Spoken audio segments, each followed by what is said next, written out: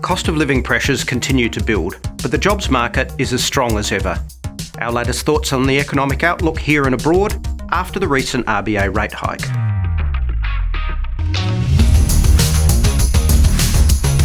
The Reserve Bank's third successive 0.5% rate rise in August confirms they are on track to get the official cash rate back to neutral by year end. And recent RBA speeches suggest that neutral is somewhere between 2.5% and 3.5%.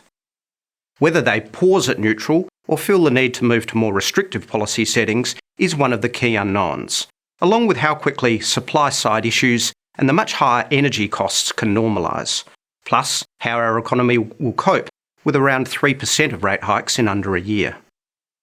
The latest increase in the cash rate up to 1.85% we expect will probably be followed with 3 more over the next few months, likely to be smaller increments of only 0.25%, taking us to just below 3% by year end.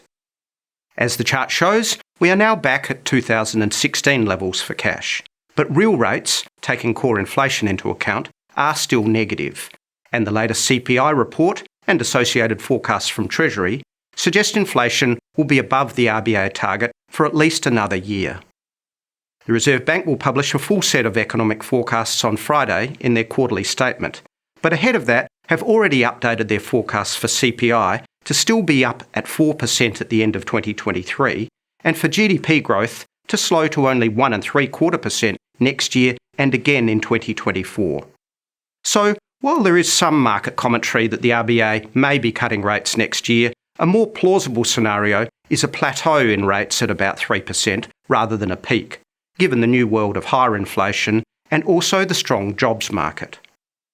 Our unemployment rate is down to a 48-year low of 3.5%, and total employment up to a record high of 13.6 million, which, as the chart shows, is inconsistent with what we would normally see in a recession.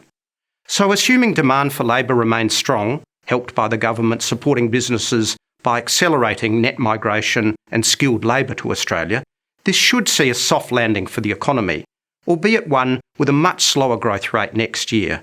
And, as we mentioned last month, unemployment slightly higher next year at 4%. The geopolitical backdrop is as challenging as ever, and while our economy will decelerate, many others around the world will go into reverse under the pressure of the global energy and inflation shock. So the outlook here is one of outperformance, but households and businesses challenged by higher costs and less demand from overseas. Fortunately, the latest data shows that household savings are still near record highs.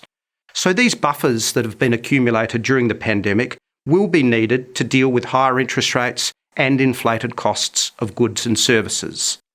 Higher interest rates are an immediate issue for those with a variable rate mortgage, but everyone is being impacted by the global inflation surge. And lastly, property values continue to ease in capital cities as interest rates rise, while regional property is proving more resilient.